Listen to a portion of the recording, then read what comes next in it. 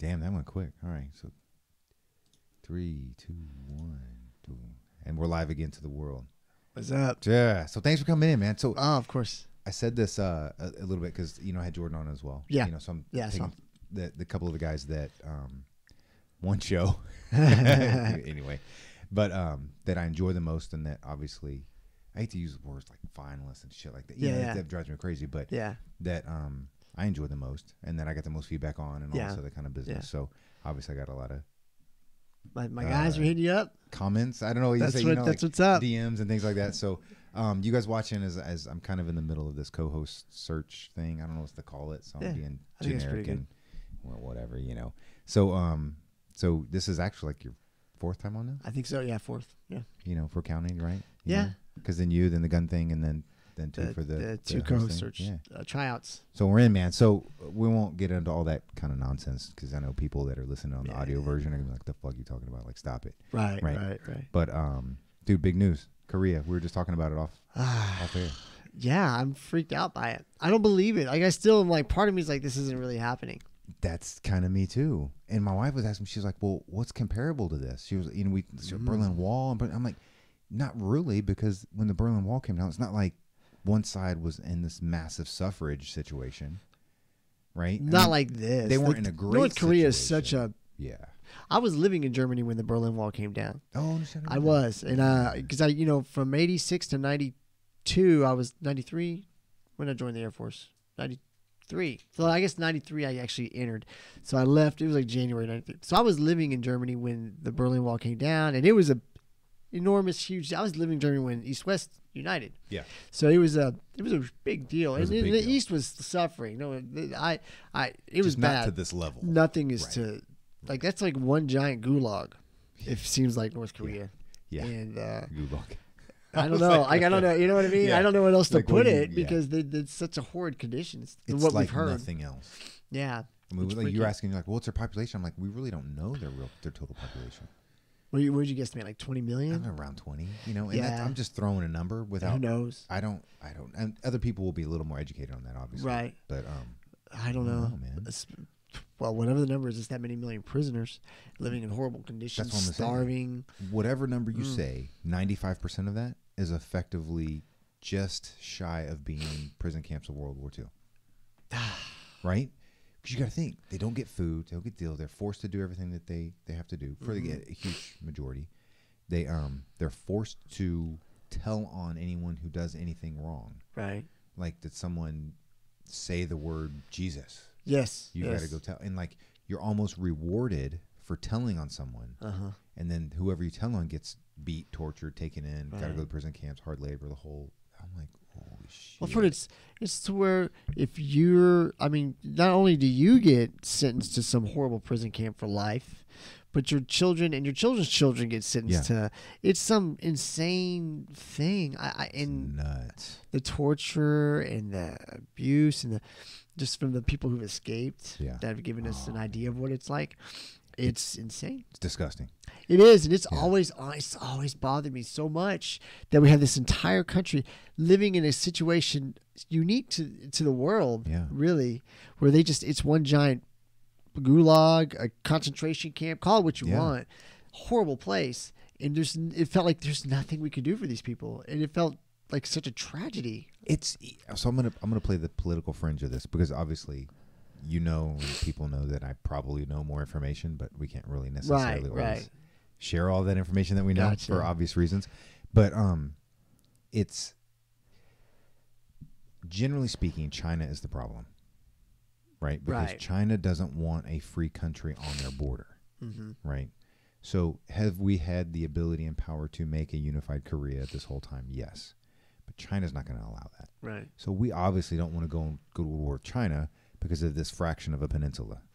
That's risks to benefit. Right. It makes sense. So do we want millions and millions to die because of war and have all of this possible nukes and all this other kind of nonsense because of this little strip of a peninsula? Or are we just going to try to manage what we can manage? Right.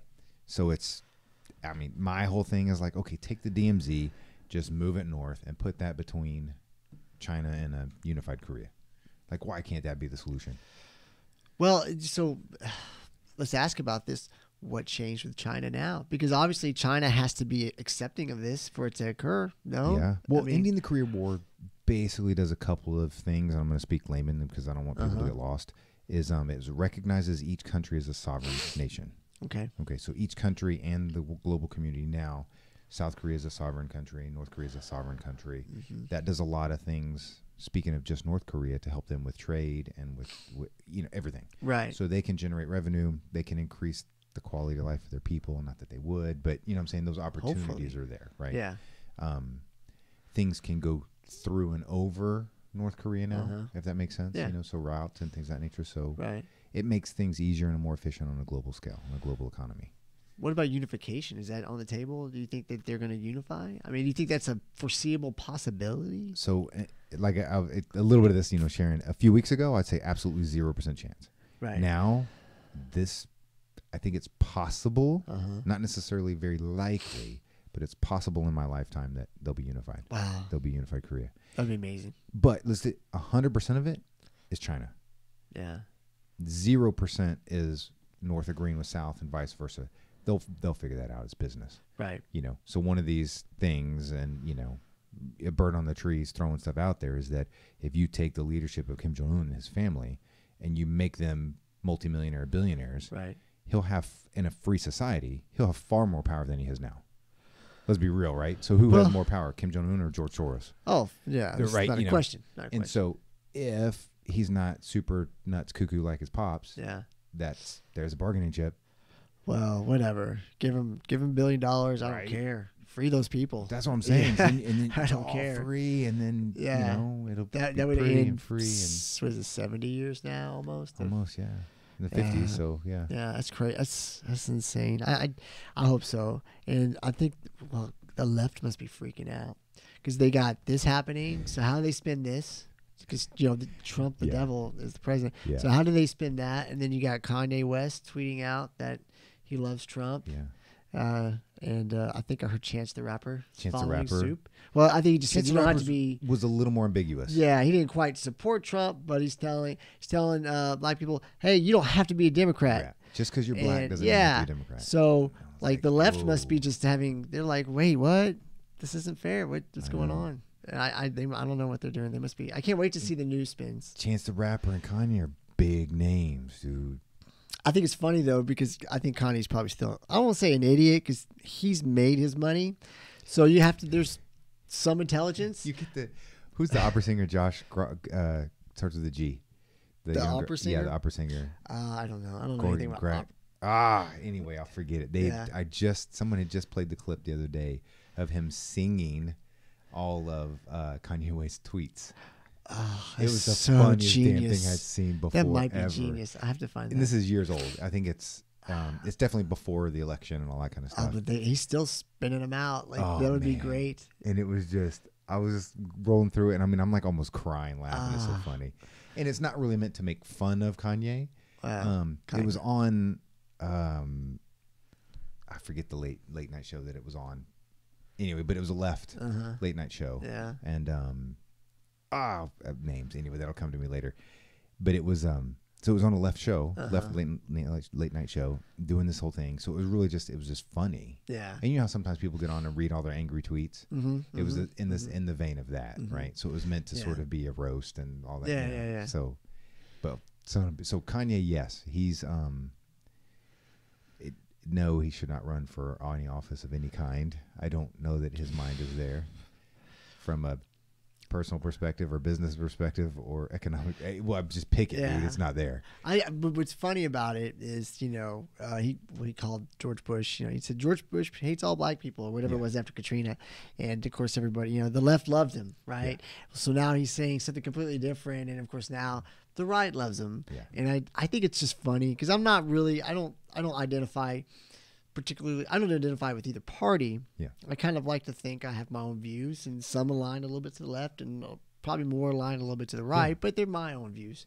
I don't like let a party tell me, this is how you're going to think. Exactly. But it's fun to see the people on the right now. All of a sudden, now Kanye's getting all this positive publicity, and they're quoting him, and they're showing, look, Kanye, and we love Kanye. Yeah. And all this other kind of nonsense. And I'm like, come on, guys, at least be consistent. And they do, and I was like, oh, because so we learned with this election, love Trump or hate him, all irrelevant. We learned with this election cycle, unequivocally, it's a popularity contest. Well, it's always been that way, but you always had politicians and politicians and politicians running for the highest offices. So now this is the first time we've had a zero politician going against one of the most deeply embedded politicians, and it was a popularity contest. And it might have worked. This is the whole, people who are left are pissed and right pissed, whatever. To me, my reality, the way I perceive this, right? So not my reality, what reality I perceive is this is the greatest thing that could have happened to our country. See, I felt like that was a possibility. Yeah. With this election. But at the same time, my common sense was like, Trump's an idiot. Like, why are we, like, this guy's an idiot. I wouldn't vote for him. But then part of me was like, well, maybe you need some guy with just zero connection. Because, I mean, he has connections through fundraisers. I mean, there's everyone, not a party. Yes, he wasn't really sold to anybody or owned by anybody. So it felt like, well, you get somebody with zero connections and who's crazy like this guy, who literally doesn't give a fuck. Yeah. He makes a mockery of the system. He literally does it. Like right now, he's tweeting shit that no sane president would ever even consider saying or whatever in any form that could be, much less tweet it for everybody to see. He's doing it. And my God, like we're talking about Korea being denuclearized and ending the war. You're talking about, I don't know, like he's had China back down off trade. He's had reverse on trade. Exactly. My God, maybe it's crazy like a fox. Is it possible? Like it's working? I don't know. Only history will tell, right? So we can speculate all day long. But what we do know is that the political system has been flipped upside down. Oh, for sure. Absolutely flipped upside down. Yeah. So you've got so many now, even at local levels, local and smaller national levels, and even Congress and stuff like this. This election cycle has the largest number of non-politicians ever running for these things, and they're winning. Which is good. I think it's really good for the system. Yeah, they're forcing runoffs, and they're winning all this kind of crap. And I'm like, just people that are just smart people who give a crap, and they're running. I hope it continues. I really do. Yeah. I think our systems are, I hate to say broken. I think that sounds so typical, but it feels broken. It's broke. It feels broken. It feels though it's about money. It's about influence. And if you don't have money, you don't have influence. Yeah. And, it just feels like we're outside the system. We don't really have a lot of control of it. We have some. Voting does allow some control. But you're limited. Yeah. You can only choose the candidates that are presented to you. Right. And we're just the candidates of the parties that are the two parties that are running the system, that are embedded in the system. Yeah. What are you really voting for? You don't really get to know. Right. And that's like, so I'm going to use him as an example, which could be considered as a plug. So disclaimer, not intended to be a plug politically, whatever. Right. I don't know the rules, right? But Dan Crenshaw, who I had on, right, before the primary, so he forced the runoff. Yeah. Right. In comparison of everybody that was running, I think he spent the least. And he's not a politician. Yeah. He's an ex-Navy SEAL. Yeah. And just as sick of it all. Yeah. And wants to go create some change. Yeah. So he's doing everything grassroots, and he's come here, come there, town halls, coming on to multiple podcasts. And he's getting out and doing kind of what they used to do originally when the country was founded. Yeah. You had to go talk to people. Yeah. He's going out and he's talking to people. Yeah. Best way to do it. And we don't know because the runoff's, next month. Yeah. We're still in April. So in May, but he's likely going to win that. So he's going to be up in Congress. I hope so. We need people like that. Yes. You need people outside the system who are grounded in, I don't know, I hate to say so typical American values, but just, people that are grounded in the system, trying to look at things from a common sense perspective. Hopefully they can avoid the influence. I think that a lot of people probably do get in office initially free of a lot of that, of those ties. Yeah. But then once you're in it, I think it's like, it's hard, man. You're human. You're human. You're jumping into it, and right. like, how you not get it on you, and then suddenly for you to make any influence, you got to make a deal here, make a deal there, and then once you make that deal, Are you selling your soul? Or are you doing something is it right? gone? Is your soul gone? Yeah. And I'm not saying they need to be all, because Dan's conservative. I'm not saying they need to be all conservative. I want a mix. Of course. It helps drive the country correctly. Yeah. But one of the things that I keep coming across is that most of Congress are attorneys. Well, that's what our judicial system is for. Yeah. We don't necessarily, they can be, but we don't necessarily need to be attorneys in running Congress.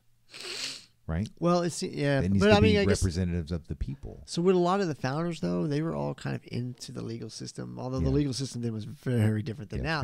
But they were all some like form of attorneys or somehow in the legal system. It seems like, and I think that's some maybe awareness always is been good, like that. But we've got teams of attorneys to write the laws and to make sure they're done right, and they're going to get challenged. We keep seeing that even now. Yeah, something gets put out and somebody's like, "Oh, I don't like it." Right, wrong, or indifferent, irrelevant. It's enough that the judicial system is going to look at it. Yeah. That's why it's there. Yeah. So let's get people together that are representing actual people. Yeah.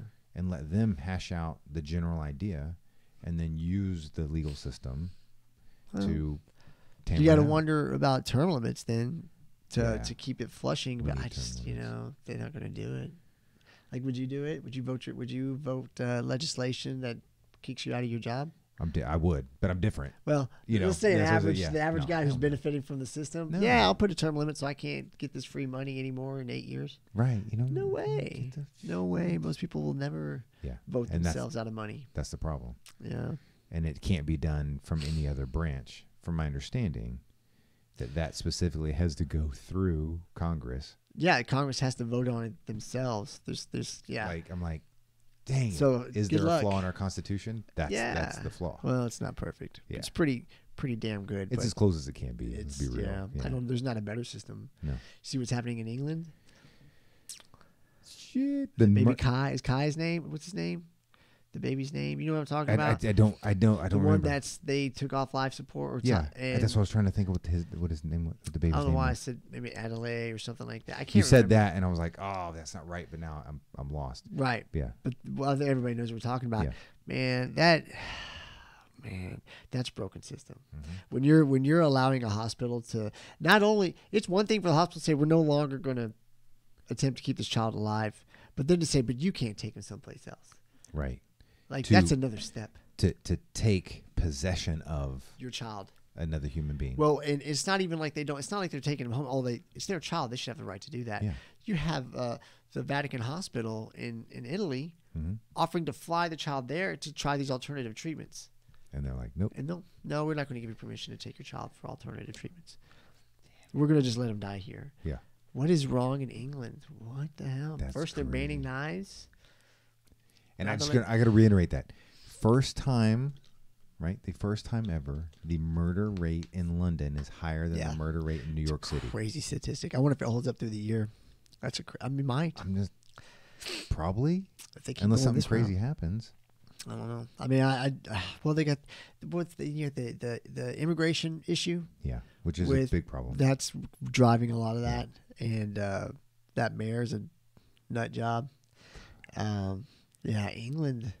I used to think England was such a great place. I love England. I've been there. There are a lot of amazing things about it. Yeah. Let's be real. I mean, it's not trash by any means. Yeah, I mean, their system now. I don't know what's like. That shows what happens when you don't without a constitution like we have. I mean, not that we couldn't end up losing, but we're a far cry from that. Like it would take a lot to get us to that point. Although people want to push us there. It takes it's a very difficult process to get there here in the U.S. Well, that's a good argument for, and I know we're hitting a bunch of topics we talked about like in previous podcasts. That's a good argument for the Second Amendment. Like, you talk about why do we need Second Amendment? Government overreach. And it's just true. Like, I know they want to compare it to, well, you can't fight the military. They have F-18s and, well, no. So my thing is this. Legit. Take the Second Amendment for what it was written for. Mm-hmm. And then people say, well, you don't need that AR-15 because you can't fight our military with it. Then, per the Constitution, give me access to military-grade weapon. Yeah. Because if our government gets tyrannical, it's us, the people's duty, per the Constitution, and per our God or natural born, however you want it, depending on your religious belief, again, protected by the First Amendment, it's up to us, it's our duty to protect our natural born rights. because everybody always fucks this up. The Second Amendment does not give you a right. It inhibits the government from taking a natural born right. Right. It's a natural born right. You're 100% right. So, and that's where people get that play. It's like, this isn't a privilege. Mm-mm. This is a natural born right to defend ourselves and the sovereignty of our state, our country. And that, okay, so again, not taking the contradiction that they're doing by saying the AR-15 is not military grade, but then yet it is over here. We'll throw that one to the side. Yeah, because so if I don't have access to the weapons to allow me to fulfill the duty of the Second Amendment, then give me access to those weapons. Well, right? Yeah, I mean that's obviously, and that's obviously that next step that no one's ever gonna. Right. And I here's the thing.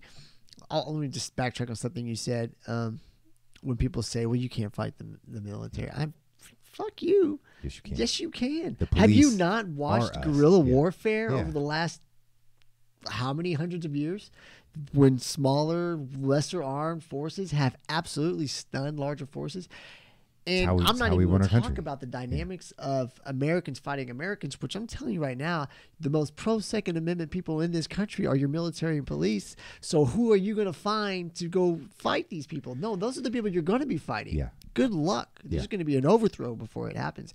And I mean, I'm not trying to get conspiratorial. That's fact. It's just a reality. It's fact. There are millions and millions of millions current and prior military in and around this country that would be happy to take up arms to defend the Constitution. You don't know how many veterans I have when I'm on the street patrolling. Yeah. For those of you who don't know, I'm a police officer, who come up and with you, brother, you ever need anything, I ever see you need anything, I'll be right there to help you out. And I really appreciate that.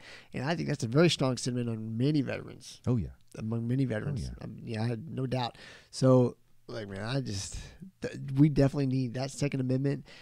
It wasn't for a militia to fight the redcoats. No. I mean, that's a small part of it. No. It was absolutely, and they were very clear. If you look through the Federalist Papers, they were very clear that this was to inhibit government infringement on our liberties. There's just no question about it. So when you see what's happening in England, a Western civilized country, where their freedom of speech is gone, thought policing is out there. Now they're taking away people's children, not allowing them to get medical care to possibly save. I mean, if that was your child, if that was my child, arrest me. I'm grabbing my child and I'm leaving, and you're going to have to put me down. I'm not letting my child sit there and die. I mean, not without fight.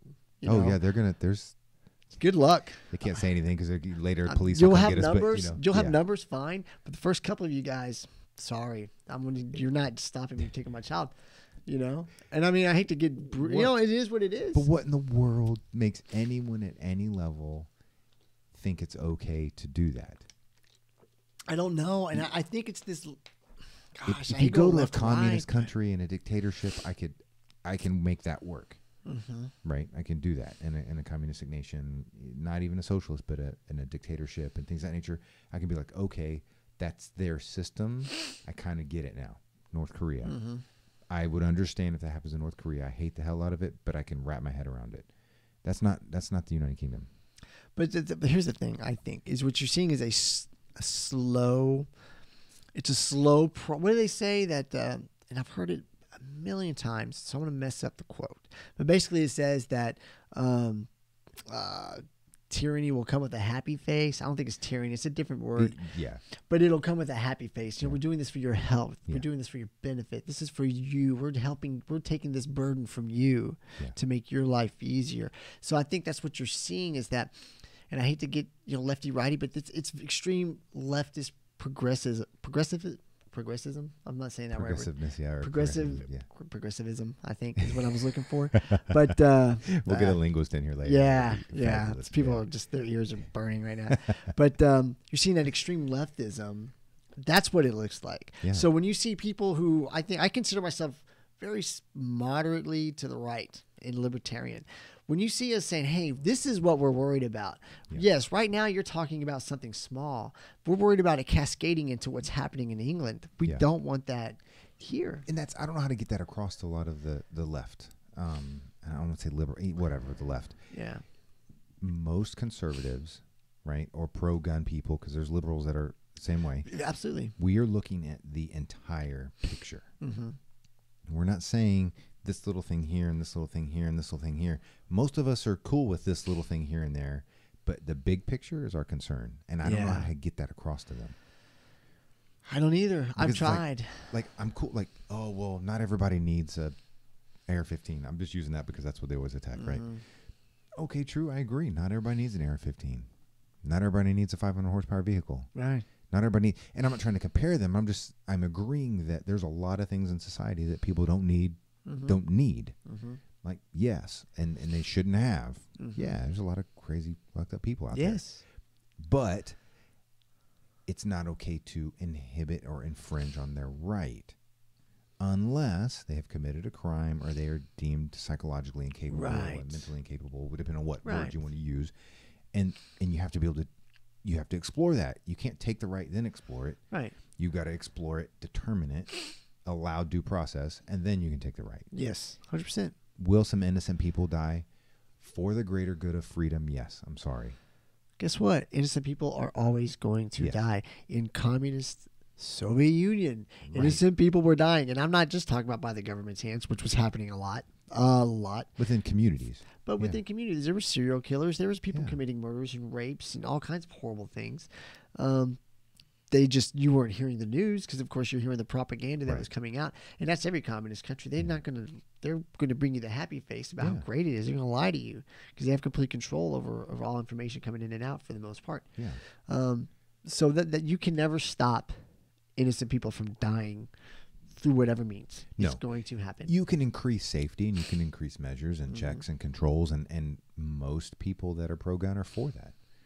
Most people, the national background check system is a great system. You just need people to put information into it for it to work right. Well, so that's right. I mean, that's the problem. You don't need to change the system. The system's great. It's quick. It's efficient. It's there. But if person A has committed crimes in those 4 states, but they're in this 5th state and they didn't share that to the national system, well, they're going to be able to buy a firearm. Yep. It's not the system's fault. Well, it happens. Right. Sure. That's what I'm saying. Is it's not the system's fault. It's those states for not putting in it. Most of the cases, that's what you see is that the system wasn't working. Most cases. Yeah. There was a failure along the system of it was operational failure. There was a person that did not do their job properly that allowed that little crack in the wall for something to squeak through. And you're never going to clean that up, no matter what not kind 100%, but you can guard you put in. You can improve it. Definitely improve it. For sure. Yeah. But I guess my point is, it doesn't matter what kind of safeguards you put in, complete confiscation and banning of weapons. Guess what? People are still going to get weapons. They're still going to use it to commit crimes. You're not going to stop it. Right. And it's a silly argument. When I look at England, I just think, and that's this is why we have the Second Amendment, and that's among others. Yeah, that scares me. Yeah. It's upsetting. It upsets me to think. And I tell everybody now, I won't play them or anything. I could because I had them all queued up. But if you go and you listen to, watch, or read any of the quotes from the officials over there, right, in the United Kingdom, it matches the gun rhetoric that's here exactly, word for word, verbatim. You just replace gun with knife. Yep, 100%. It's perfect. I mean, it's not like, it's pretty close. It is verbatim. Literally, you just erase the word gun, write knife, read that, and that's the deal. And I'm like, how do people not see that? It's funny. I was at my brother's house the other day, and we were working on something, and I pulled out my knife and flicked it open. It's a nice knife. It's a good knife. Yeah. It's a Benchmade. Anyway, flipped it open. Brother's like, man, it's a really nice knife. I thanks, just got it. And then crossed my mind, this is an illegal weapon in England. Yeah. Which in my mind is bananas because my dad gave me my first knife when I was like 12, and I've given my son a pocket knife. Yeah, and, it's this part. It's like this American tradition of like you're giving your son a first tool. It is, and to think that that's against the law in another country, I can't understand it. It's developed a tool. Country. Yes, a Western, our cousin. England's our cousin. Yeah, and right. It's gonna be interesting to see that play out. I think eventually it'll roll back because it's so ridiculous on its face. I think eventually it'll roll back. I think what you like. So I'm jumping topics. No, do it. Did you watch back to Trump? And I don't know why we're talking about Trump so much. I guess this is all the news today. Yeah. Did you watch the stuff with the Prime Minister of France and or the President of France and Trump? Yeah, a good portion of it. I'm gonna say. Did you see? They were like brochachos. Yeah. Did you see that? Like, I saw some hand holding. Yeah, it's a little bit weird, but you got to do the whole cultural thing. So take what they do there and what's normal in France, and then apply that over to I'm not hating on it. It was weird to watch as an American thinking about the American culture and American society. Well, we are a macho-ish society for sure compared to Europe. Yeah. So you do that kind of stuff. Everybody's kissing everybody on the cheek over there. They hold hands. Like I saw the one part where they were leaving a meeting, and I saw him. Is it Macron? Is that how I said it? He reached back and he grabbed Trump's hand, kind of the way my girl does when we're going somewhere. She's like trying to get me to hurry up. But that's normal there. But as you go and you watch, but I'm not used to seeing world leaders do it like that. Not with our president. You know.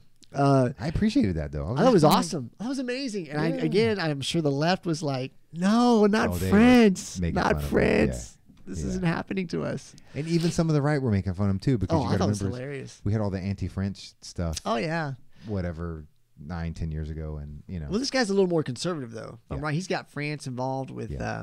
He's trying to fight the Muslim extremism they're dealing with, because they got a serious problem in France. Yeah, they've really let that situation get out of hand. The way England is, I think. Now. They're right behind him. Yeah, and then but they're involved with the Syria thing that's going on. I know they were heavy part of the bombing campaigns. I'm sure they got personnel on the ground.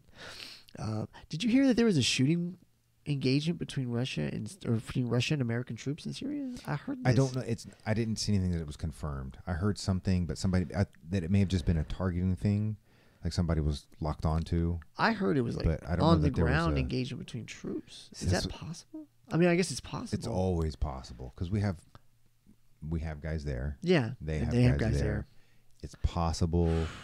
That scared me. But I don't know I didn't see any confirmation on it. I don't think we ever will. But the thought of that was like, whoa, because that's back to Cold War days when you're like they're engaging each other, and it's that it starts amping up. Although I will say Russia, everybody's scared of Russia, and they are nuclear, but they are not what they were when they were the Soviet Union. And when we say they were nuclear, I'm not trying to blow smoke in anybody's ass, but we really don't know if they push the button, if their things are actually going to take off. This is 100% true. Because of the age and the upkeep and, government changes and all that other kind of Yes, they have them, but will they go? And then even if they go, are they going to detonate? Well, this is what and I'm no expert on nuclear weapons, but from what I've seen, it only takes a very small percentage of them to cause complete devastation in the United States. Because we went so overkill in the arms race. Yeah. We were so beyond what was necessary to obliterate the other country that, I don't remember what the number was, but I was watching documentaries. I started watching documentaries on nuclear war. They always just say tenfold. We could totally annihilate the entire so planet. It's like, tenfold. They're like, really all you need is like, I'm going to throw out a number, like all you need is like maybe 100. And it's game over for everybody. And it's ridiculous. But we were like, it's thousands. And it was, I was listening, this was about a week and a half ago, I was listening to some of the rhetoric about the whole nuclear war thing. Yeah, that's when I started right after we hit Japan and all that kind of stuff and talking. It's just funny because I relate it to the gun thing. People, okay, sorry, everybody watching and listening, follow me on this, is we were the only country with nukes.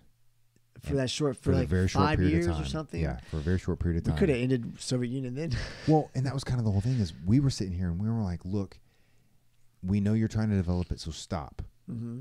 And then they were like, we'll stop developing it if you get rid of yours. Yeah. And then we were like, no. Everybody get rid of yours first, and then we'll give up ours. Yeah. Insert the gun thing into that. You see what I'm saying? Yeah. I thought it was funny that as a country, our government is saying, if you want us to give them up, you give yours up first. They both just say, and then we'll do it. Right. They're both like, go fuck yourself. Right. You know what I'm saying? Well, it's funny. I was watching some stuff on that, and I love World War II history and everything. I think maybe because I kind of grew up in Germany from like middle school through high school. So it was like real formative years for me. So I have very fond memories of Germany. I still miss it. I need to get back there. But, the Berlin airdrop, they were talking about during the Berlin airdrop in one documentary, there was serious discussions of they had a few nukes they could use, not very many, but they were like, just drop one on Moscow or whatever and end it. Like just boom, they're done. Like that country's. It was more than once. Yeah. There was more than one occasion that they really was a strong argument. Use it before they get it. Because they knew it was eventuality. Common sense, they're going to get it. They're trying hard to get it. It's a matter of time. Yeah. So use it now and just obliterate them before we get, because I think they could foresee the Soviet Union was going to be a major issue for the United States for the next however many years, which it was quite a good 40, 50 years. Yeah. And then you got to remember is take it 6 years past that, right? Yeah. Is when Russia was nuclear capable, there's the story, and you can read it's in a lot of the history books. It's a big deal that there was the one Russian guy who got the alert that we had launched 2 nukes. Yes. And then he was just, it was that one deal, and I'll sum it all up. He just had an intuition that we didn't actually do it. Yeah. And it got to that point that it was literally like flip up the deal, about to push the button, and then bloop, the radar corrected, and we hadn't launched. I've heard that story. There's been some other ones. There was one as recently as like, I want to say early 90s where a nuke, they thought it was a nuke launch out of, I want to say Western Europe. And so the Soviet Union, Yeltsin had actually had it out and was ready to give the commands. And Yeltsin was a raging alcoholic. Yeah. So you guaranteed he was blitzed out on vodka at the same time. And he's got to make a rational decision. Do I end the world now? Mutual assured destruction, or do I hold off because this might be? And he held off, and it turned out it was a rocket launching in a satellite, but it had just triggered their alarms that this is a fucking nuke coming in. Like he had done the wrong. Oh, yeah. Yeah, we've been very close to total destruction so many times. I know, and I'm just like, holy crap. It's terrifying. They got lost nukes in Georgia. They had a bomber that had lost a nuke. Like it fell out in the bay. Are you serious? Into the swamps in Georgia. They've never found it. To this day, they've never found it. They don't know where it is. And now to ease people, there's 0.0% chance that that's going to activate. There's a it wasn't activated. Obviously, it just dropped and buried itself someplace in the swamp. And we might get some funny looking frogs after a little while. I'm sure they're already there. Yeah. I think that was 70s or 60s. If you go look up, and I'm telling you, one of those entertaining and terrifying things you could do is look up nuclear weapons disasters on YouTube. You'll find the craziest stories, and you're like, how have we not died? How has it not happened? I don't know how. Oh, man. Luck. Yeah, 100%. I don't think we're ever going to massively progress as a global society until we get past having weapons that will destroy the place that we live. But isn't it? It's it's a point of no return, right? How do you get rid of those? How? You know what I'm saying? How do you how does with our advancement in weapons? I would say this is speculation, okay? Because obviously everybody thinks about this. Right. Well, not everybody thinks about it. A good number of people think about this a lot. You have to develop something that makes the nuclear weapon, the nuclear missile, and the ICBMs and all that kind of stuff irrelevant. Which Reagan kind of tried to start doing that with Star Wars, Star Wars, and so where that if someone's going to launch, you're not getting it there. The only way you're going to nuke somebody is dirty bombs. I think the progression of weapons is going to keep advancing. I mean, there's a lot now. You see a lot of and this is so beyond my understanding of how they do it. But with the cyber warfare, that's a huge part. Yeah. I mean, I think it's just one component, but I mean that's a scary thing because the way we're all so connected to everything runs on internet connections, and that's the second thing that I think is going to end the nukes is because the fear that someone can hack and launch. Well, it already exists. There's been hacks already, yeah. I don't know. There's been hacks to the satellite that can control them, but they can't complete the deal. Does that make sense? It's scary that could happen. And so there's going to come a point in time that you're like, we don't really have control over this. Basically, anything that requires a password, you're done. So you just revert it to old school, no connections, and it's just flip a switch that's only connected to that silo, and it's a landline phone call that you have to take. It's going to have to be something like that, right? We have to revert our technology back. You have to, because how else are you going to control it? Yeah. You know? It seems like that would be the reasonable thing to do. So that's where I think the second part of massively reducing the nuclear warheads on the planet is going to be the fear of I just think hack and launch. I just think it's one of those things it'll never. I think we'll just keep developing larger, more powerful weapons.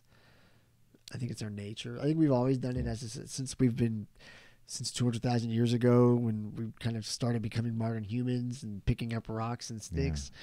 we kept looking for the bigger rock and the bigger stick, and it turned into, well, if I sharpen this stick, we started learning how to use tools, and we've just kept progressing to now I can blow up your entire country with one button.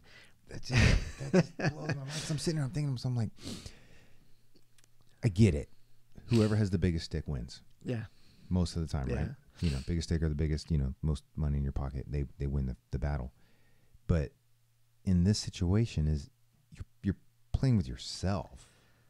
If you push that button, you just shot yourself in the head. Yeah. Well, it's that, I mean, I guess it would be like this. I don't know. Right? You know what I'm saying? Like you're going to, whatever. Yeah, but well, you're dying too. Right. And so that's why I'm just kind of like, I have a hard time with that one. Well, the only thing I think that what's maybe even a little more scarier is that the people who are in charge of pushing the button have developed safety systems for themselves to survive.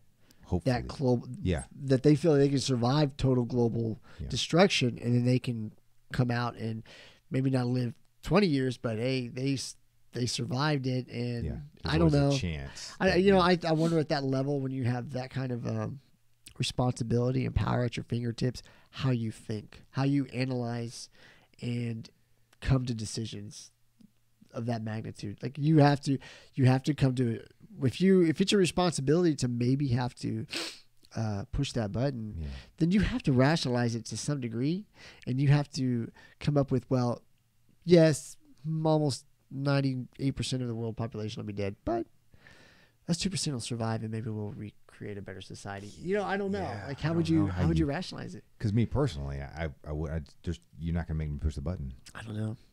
Because it's kind of like, if it's coming, if I'm here in the U.S. and I'm like, we've got 6 missiles coming, the entire U.S. is going to be annihilated. Yeah. Do we destroy the world? Nope. I'm not pushing the button. Sorry, U.S. Because then humanity as a whole actually has an opportunity to continue. Yeah. But at what cost? Yeah. I guess, but the cost would be then, but what's left is you have who pushed that button is going to be who's running society, but I guess you just got to hope that the better elements of humanity win out and overtake somebody like that. I don't know. That's I think maybe a lot of people, like you said, maybe some people have made that decision that I'm not going to be the one that ends the world. We know a couple. Yeah, and they've just said, "Fuck it, I'm not ending the world. If it's us, it's us." Yeah. Man, that's so scary. Yeah, you gotta think, wow, because if they're already coming, the nukes are already launched. You're toast, man. Yeah. You got no chance to return. Man, have you seen the news lately on police officers getting shot? It's been several in the last week. Yeah, we've had 2, a couple in Dallas. And then I forget the city, forgive me, but the ones that were just assassinated in a restaurant like 2 weeks ago. I was gonna say Tennessee, and then that's not right. But I know. But that one, man, like, sitting down to eat. Yeah. Some guy. This is why I don't sit in restaurants. I don't. It's just I don't. I want to try to take a different perspective on this, because obviously it irritates the piss out of me. Yeah. That these things are happening, right? Because it makes no sense. Yeah. So if you take 100 police officers, one of those might possibly have some ill intentions in specific situations. Yeah. Right? Yeah. It doesn't mean they will. Right. No, I think that's about right. It's 1 out of 100 might possibly have some intentions in certain circumstances. Yeah. To do something wrong. Right? And that's usually, I'm going to project onto it, fed by some level of an event or PTSD or TBI. Mm-hmm. There's something that drives it. They're not just innately that way. Right. I think there are some bad eggs. Some, but definitely not 1 out of 100. Yeah. In that regard, Yeah, I agree with you 100%. I think you're right on. You have the disclaimer that in any industry at any level, you're going to have some assholes. Yeah. So that's unavoidable, right? Yeah. If you take all of Congress, I guarantee there's several that are racist. I guarantee there's several that are bigoted. Probably a higher level than regular society. Right. That's just my opinion, but I don't know. And these are people that we entrust the future of our country to. Well, I don't, but we don't have much option. Yeah, as the system sits. So it's what's making it okay for these people to feel like they can do that? And I'm probably saying that the wrong way, but you know what I mean. I mean, it's not like it's never happened, Right. But it's just I felt like we were, for a long time in my career, like things were not so bad. Like, people generally liked police officers. There's always that animosity. There was a healthy fear. Yeah, it was like we were in a good little spot. Yeah. It's like post 9/11, everything was kind of good for a while. Yeah. And even in the night, I think in the late night, we had Rodney King, which that definitely set us back a long way. But we kind of bounced out of that, and things were kind of, community oriented policing was going well. People were, there was kind of, it was improving. Yes. Right. Officers weren't getting shot left and right.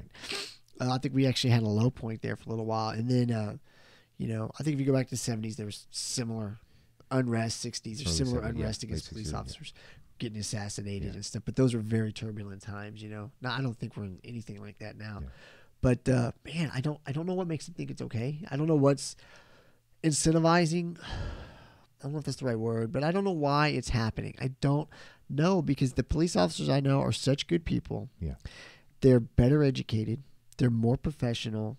They care more about their communities than I think at any other time in policing. Policing has come a very long way in a short period of time. You have to have that mentality to sign up. Yeah. For the most part. I mean, like I said, you have different reasons. Most officers, absolutely. Yeah. That's what they want to do. They want to catch bad guys and help people who need help. That's honestly what it boils down to. And it's like, don't give them a fucking headache. Why, this, take any officer. You don't even have to know who they are, what they are. They've got family. Yes. Even if they're not married with children, they got family. Most are, more than 50% are married with children, right, across the country, just because I've seen the stats. They want to go home to their kids and family. They want their kids to grow up in a safe community. They want all these things. So I'll give you an example. I had a traffic stop the other night, and it was a sovereign citizen. A sovereign citizen. Sovereign citizen, for some of you guys don't know, those are people who believe that local laws and federal laws do not apply to them. They have a lot of terminology that they use, but just think of it this way: they don't think laws apply to them, that they're their own sovereign person, similar as a nation is sovereign to itself. So think of it like that. Like, they don't have to obey the rules, basically. And so I had this guy. He starts the rhetoric. Sir, this is what they'll say: I am not driving on a public roadway. I am simply traveling from one location to another. It's like a term they use. They learn it someplace and they think it works. So I said, look, man, here's the deal. I want to move on past this traffic stop, and I want to go on about my day. And I know more than anything right now, that's what you want to do too. So the most efficient way we can do that is if you just cooperate with me. It's a simple traffic violation right now. If that's all it is, we're going to move on from today. You're going to enjoy the rest of your day. I'm going to enjoy the rest of my day. And that's what I think both of us want. Yes. Which is every traffic stop, guys. I'm telling you. Like, and unless we're looking for a criminal, let's say you are a criminal, that's the one difference. Yeah. But your average citizen that's going to work, going wherever, look, man, got a traffic violation. We're doing our jobs. We want to let you go, and we want to move on. I want to give you this little piece of paper, and then you go deal with it and have a good day. Right. So he stops and he gives me his sovereign citizen name. So I will tell you this: a lot of them change their names to something else. That they give themselves their own name because they don't want to use their government name that was assigned to them at birth. That's what they call it. Yeah. And so he gives me that name first. I was like, "Is that your real name?" He says, that's my real name. So I knew.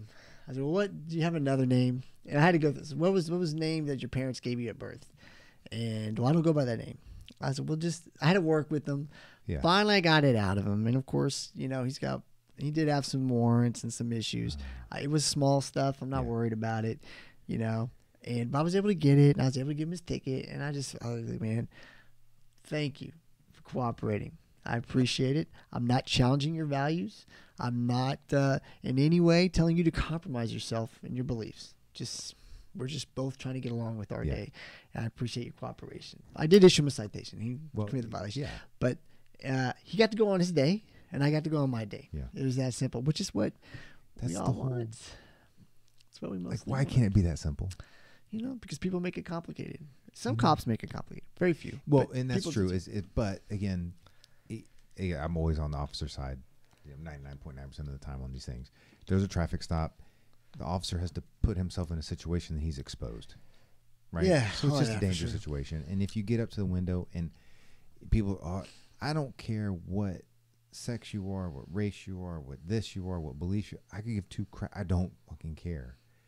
If I pulled you over for speeding, that's it, dude. Just, you were speeding. Hey, you were going too fast. Let me see your stuff. Cool, great.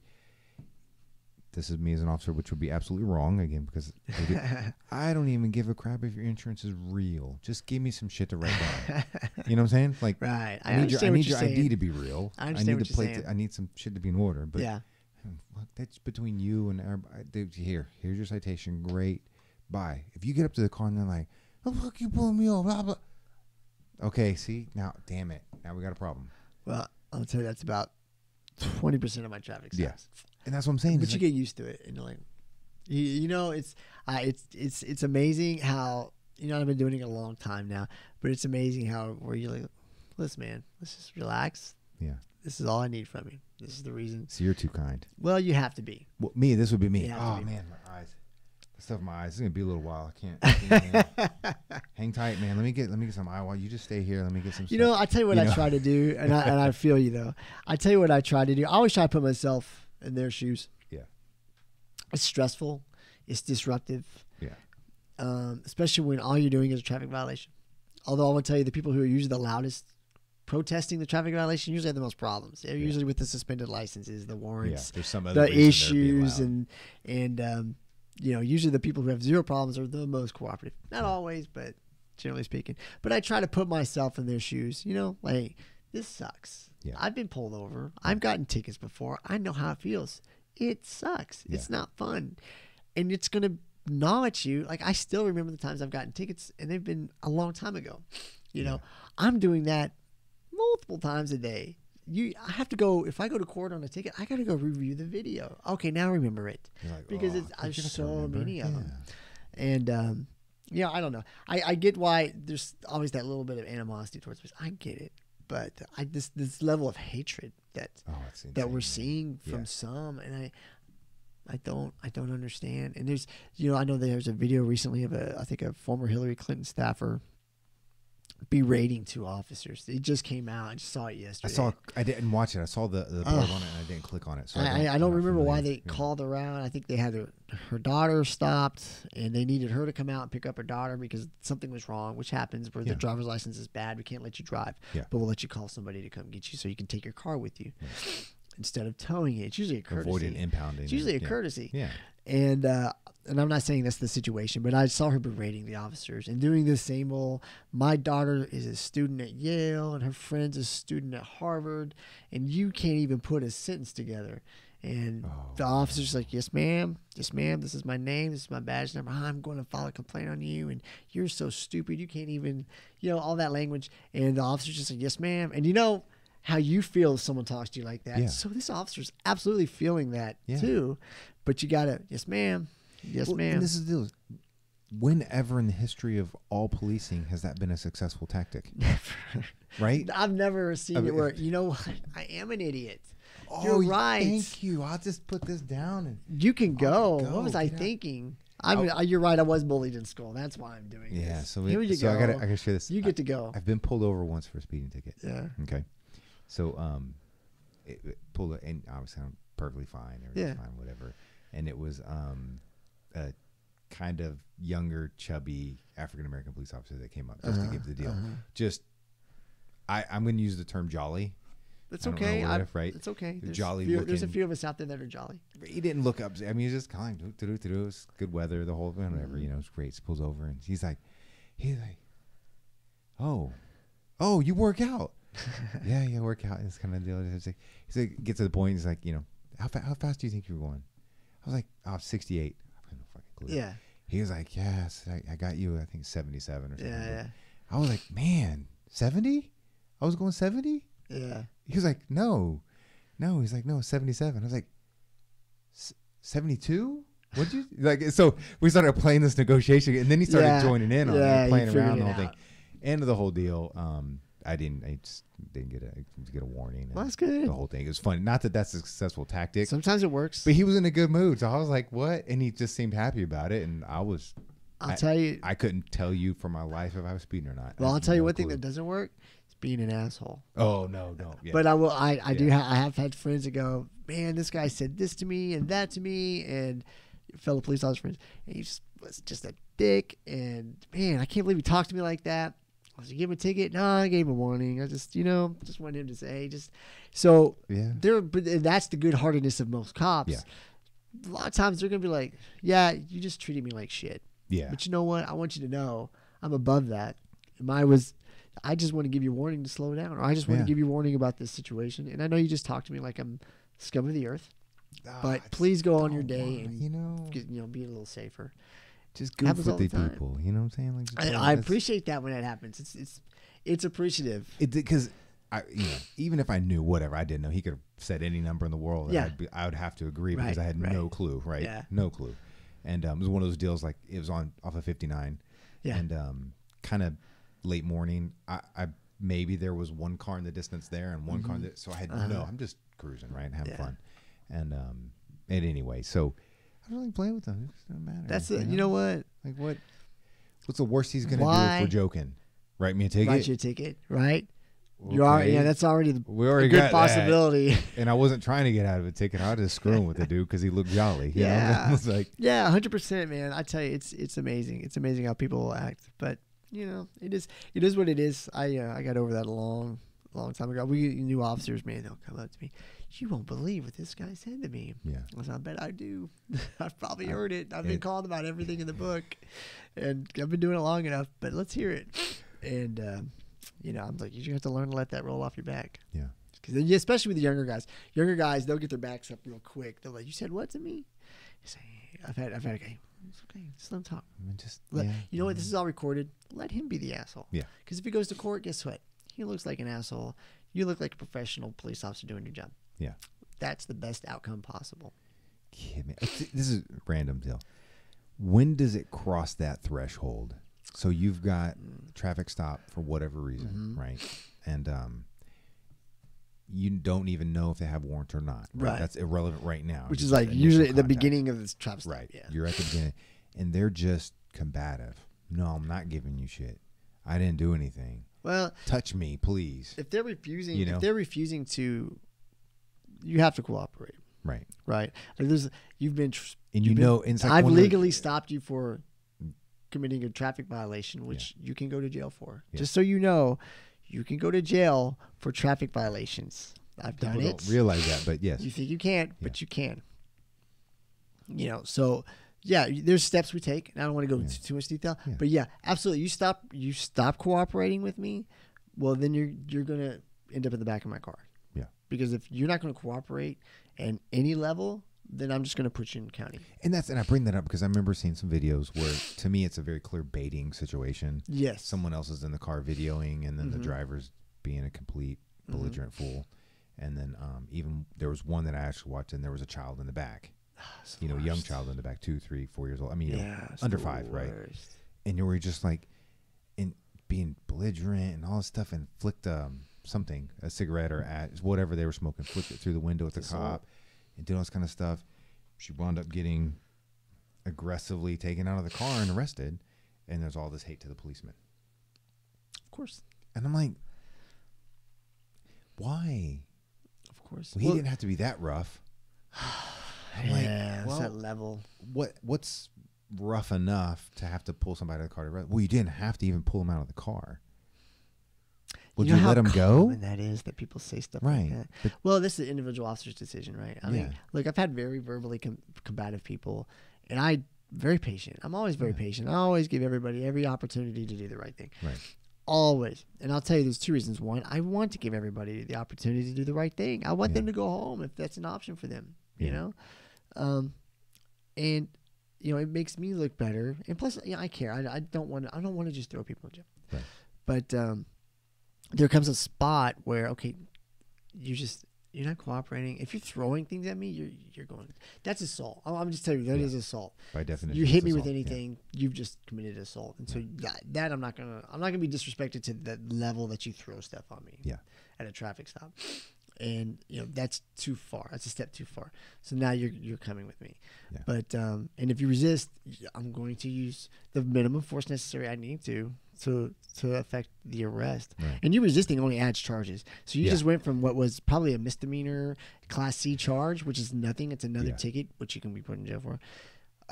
You just upped it to a higher level misdemeanor by physically resisting me. And now your fines, how long you're in jail. Everything just increased. Yeah. You know, and your problems are increasing, not mine. Yeah. You know, I'm getting paid to do that. So, yeah, I've never, I don't know. Like, I don't think like that. So it's hard for me to understand why people do that. But there's always a line. And but I'll tell you this, it's different for different officers. Some officers have a they're just not going to play. Some have a fuse all month long, and then some are literally just, I'm not going to. Okay, yeah. Come on.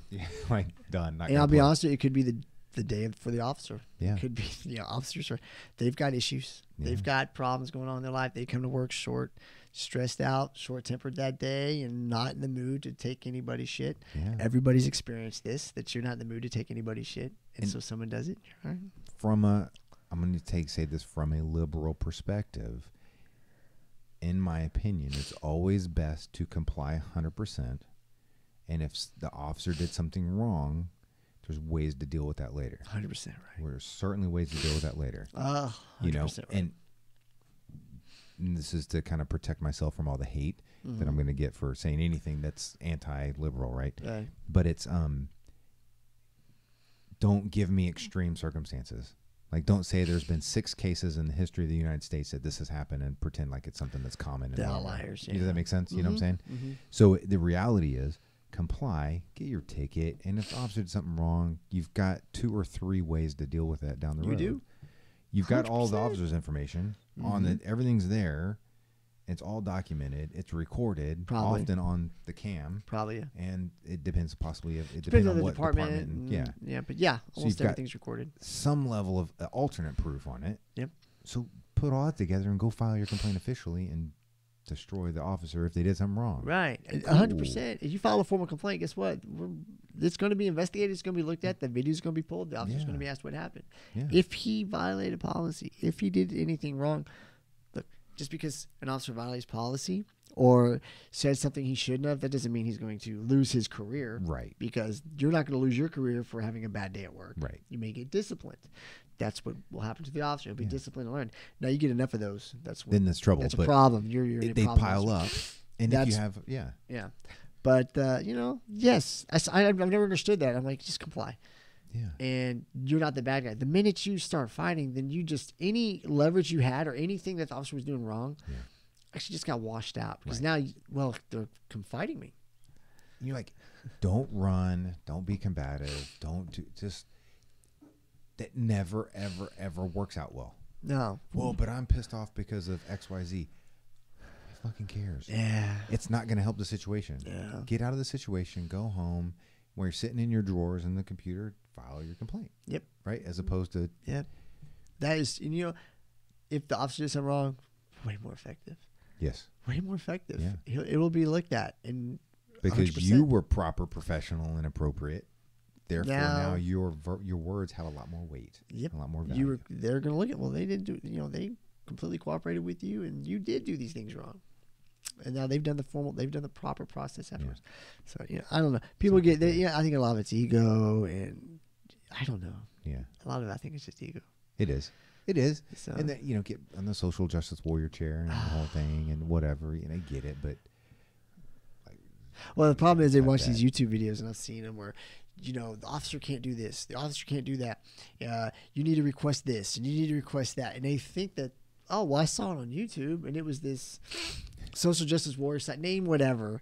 They looked official, and they said that according to Texas statute, which they don't understand the statutes or the criminal code. And so they're misinterpreting it or misreading it, or they'll pull up some other crazy federal thing that has nothing to do with this. According to this, you can't ask for this without this. And it's like, guess what? And that's when we work with them. Like, we've had this multiple times where, look, let me explain how this actually is going to work. And then most times reality sets in, like, okay, because this guy's telling me this is what's going to happen. And there's that guy on the YouTube video is not in the car with me to tell me what to do. So maybe I should just follow.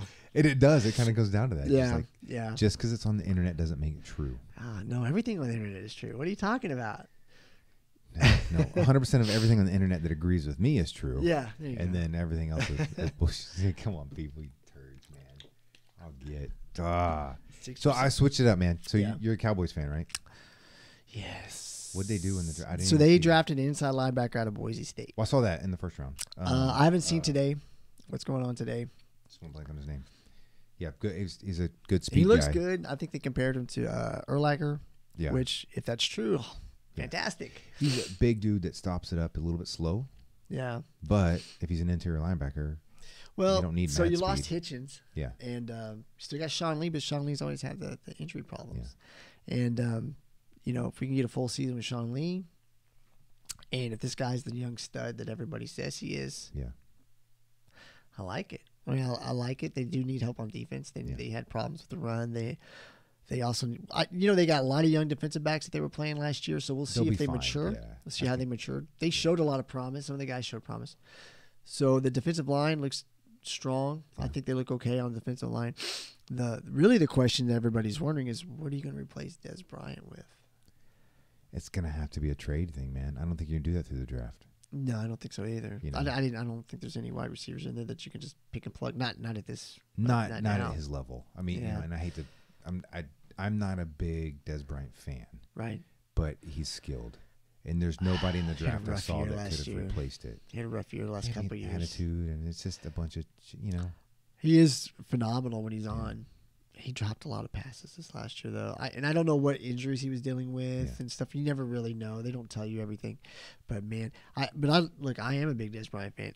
For his antics, he's not Terrell Owens. Terrell Owens was an issue. No. But Terrell Owens was a lot more fun to watch his. Oh, he's so good though. But Des Bryant was, I think he's very passionate. From what I've read and heard, I think the coaching staff was just sick of his shit.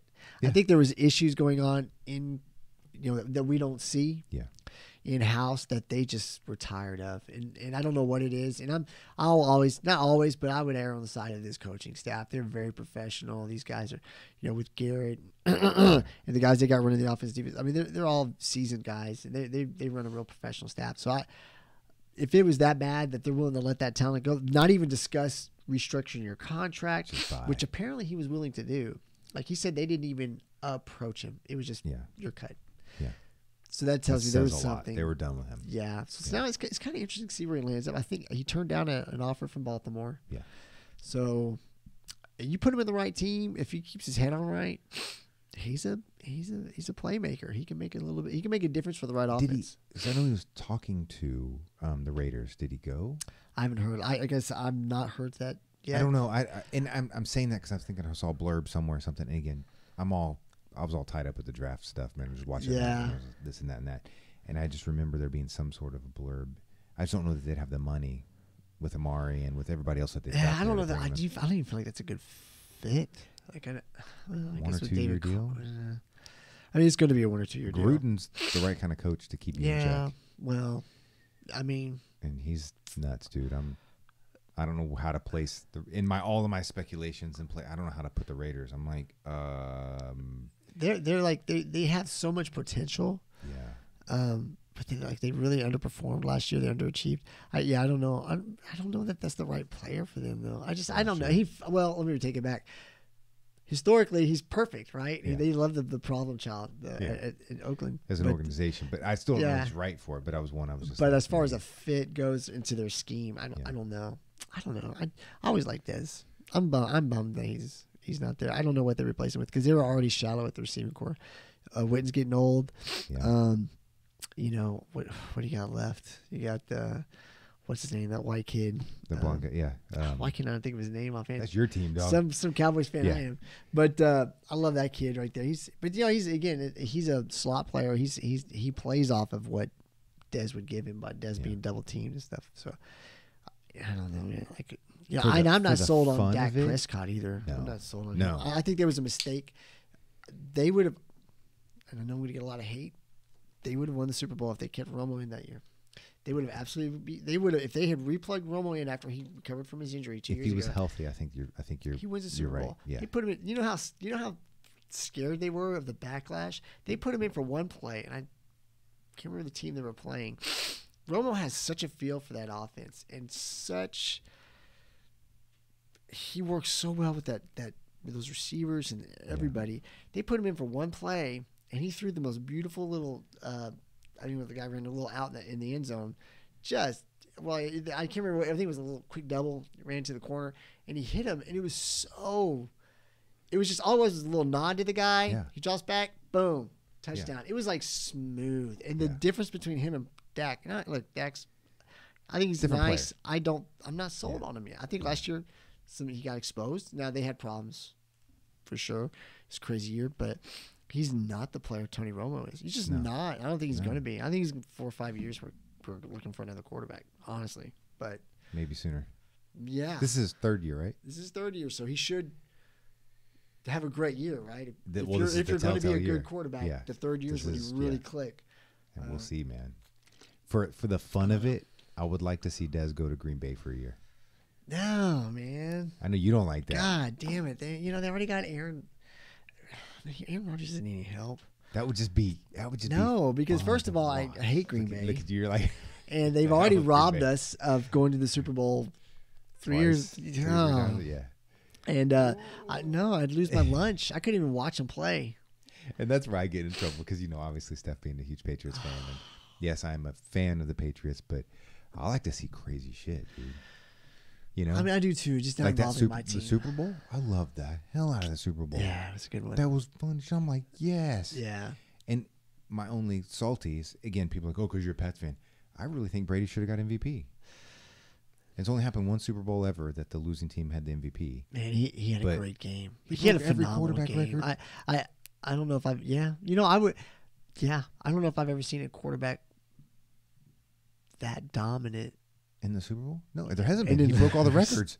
And then lose. But, that's why I was like, I've told you before, I still think he's GOAT. And I don't hate Tom Brady, but I'm not like a Patriots fan. I'm kind of, I was a kid, I liked Doug Flutie. I thought he was really cool when he played with the Patriots. Because he's a short guy and I'm a little guy. I'm like, Tom Brady, he really is the greatest of all time. And that Super Bowl was phenomenal. He just... Yeah. And that's what I try to tell people. We had this discussion yesterday with some people at baseball practice of all things. There is a list that's the best quarterbacks of all time. Mm-hmm. And then there is a list that are the greatest quarterbacks of all time. And those two lists don't necessarily match. So what would define best quarterback of all time for you? Like, what would you look at? For me, Montana. Okay. Mobile, quick, multiple reads, still a short run threat. So best would be based on talent and capabilities, talent, like all of it together. And greatest would be on accumplishments. Effectively, yes. Okay, ability Tom to Brady's adjust, being selfish, above everybody else there. Yeah. Man, let's go. Joe Montana is pretty strong. I don't want to be so biased and say Troy Aikman. What do you think of Troy Aikman? Aikman's up there, man. Not on the best, according to your definition, he would move more towards the greatest, right? His accomplishments. He's not the most accomplished. He is one that would probably be on the top 10 of both lists. Yeah. Because but athletically, they were dominant. Not the most athletic. He just had a cannon of an arm, a command of the offense. He slipped better than what Roethlisberger does. Yeah, definitely moved well. Roethlisberger's so big, he just shrugs guys off. Right, but I mean, like he had that slip in a couple steps. Roethlisberger is a good comparison to Aikman, actually. When that's what I'm saying. Yeah. Roethlisberger's a little bigger, not too much. Yeah, but and when you watch those Cowboys, I'm not a Cowboys fan, but you watch those 90s years, teams. He was delivering some crazy shit. Dude. He threw pinpoint. He threw beautiful. It's just for me, Steve Young's kind of up there too. But watching Montana play those years, I can't believe Steve Young played behind Montana. I know. Look at that talent that was sitting behind him. Like that's 2 Hall of Fame quarterbacks sitting right there. And Steve Young may have been better. I mean, it could have been different. Like, he was more talented. He relied more on his running, on his athleticism than he did. Phenomenal arm. Yeah, he did. He could gun it. But the difference of the two is that Montana would go an additional check and pass it for 20 yards. Yeah. And then Young would stop 1 check shy and run. What about Dan Marino? God, what talent, but he just never. It's so hard. Never got put together. Accomplishments and you do that stuff. He didn't have a lot of accomplishments. It takes a team to win the Super Bowl. Yeah. You can't tell me that any one person took a team to a Super Bowl. That's retarded. Yeah. Right? Yeah. He did everything one player possibly could, but he just never got there. Just didn't have it. It just never happened. And maybe for, I don't know, nostalgia reason, you put him at number 10 on both of the lists? I think you have to. Like, his talent was no question. Like, he was so good. Yeah. It's just, So it's like we got put together. On the best, I think Montana's there. Aikman is in the discussion. I think Breeze is in the discussion. Because Breeze is, from an athletic ability, he still can run. He can still do all these things. And when you watch the games, which is the fascinating thing, because now they put cameras on field level, you see that everybody's helmet, the bottom of their start here, he's throwing through people to make this happen. He can't see what's happening 100% like no, I love Drew Brees. I just feel like talent-wise, so like I'll compare it to jiu-jitsu. Yeah. Because I compare everything to jiu-jitsu. That's like my life, right? Yeah, other than police work, it's jiu-jitsu. So there's black belts. And so for people who don't know jiu-jitsu, it takes like 10 years to get your black belt. It takes a long time. So by the time you get your black belt, you're actually really good. But there's levels of black belts. Yeah. So you have your 0.01%. Those are your like best of the best compared to the best, we'll say, since we're comparing to NFL, the very top elite cream of the crop, 0.1%. Then you got your level below that, which are phenomenally good. Yeah. Then you got your level below that, which are really good guys. They're just not that elite. And then you got a couple levels below that, right? But they're all great, and they're really all black good. belts. Like you wouldn't touch them. Like any of those guys would strangle. I don't mean you personally, but I mean as any would strangle an average person, an above average person would strangle most of them without any issues. So when I would compare it to that, I would say I would put Joe Montana, and I think we're forgetting John Elway. Yeah, Elway. I was thinking, I was like, which one? And he was athletic as hell. Oh, yeah. I remember. Like, he had those pigeon toes, but he would run. I remember that helicopter when that was the second Super Bowl, the first, I can't remember, when he was running down the field. This is when he was older, too. When he was young, he was so good. But even Jim Kelly on the other side of him. Jim Kelly was so good. I think Jim Kelly and Troy Aikman, and not because they played each other so much. Yeah. I put them like on this. I think they were the same level. Yeah. Like they weren't super mobile, but just phenomenal arms, phenomenal command of the offense, phenomenal leaders. Commanded their teams to those Super Bowls. Yeah. He just was on the bad end of that run. He had some monster teams with 49ers and Cowboys that have to go. It was rough. It was a rough run for him, but still, was it 5 Super Bowls in a row? Is that what it was that he went to? Or 4? I think it was 4 in a row. I think he went to 5. I think it was 4 in a row. I mean, who does that? Other than some of the Patriots, they didn't do 4 in a row. But like, who goes to 4 Super Bowls and loses 4 in a row? Yeah, mother. They were like, I felt like they were the like alternate version of the Cowboys, like with Thurman Thomas and but they were like the little brother version or something. I don't know, like an alternate universe, but something's a little off. That was them. Yeah. So they were just like, they had the Cowboys right here. They were just like that little mirror image over in the AFC. And you're just like, man. But no, I agree. I think we both agree Montana's. Yeah. No, it's hard to argue. But then, so where does Tom Brady? Where's Tom Brady go on the list? Like on the athletic side, he's terrible athletics, right? Yeah, towards the end. Goat wise, one. But I mean, you still have to add his arm. He's got a nice arm on him. He's not nice. He delivers the ball well. Yeah. I mean, I don't know. He's just such a study of Randall Cunningham. I mean, he's not accomplished.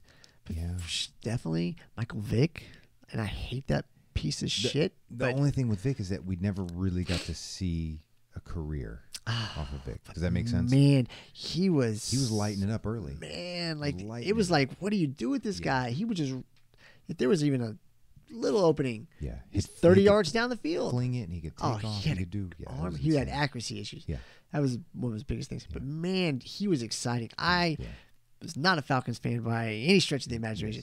But man, I made it a point when I'm watching when I had time on Sundays. My life is so crazy now. But when I actually had time on Sundays to watch a lot of football games, I made sure I was. Oh, what's Vic doing? He had that DirecTV package. But I'll say like on the GOAT list, it's Brady, Montana, 1, 2. Yeah, for me.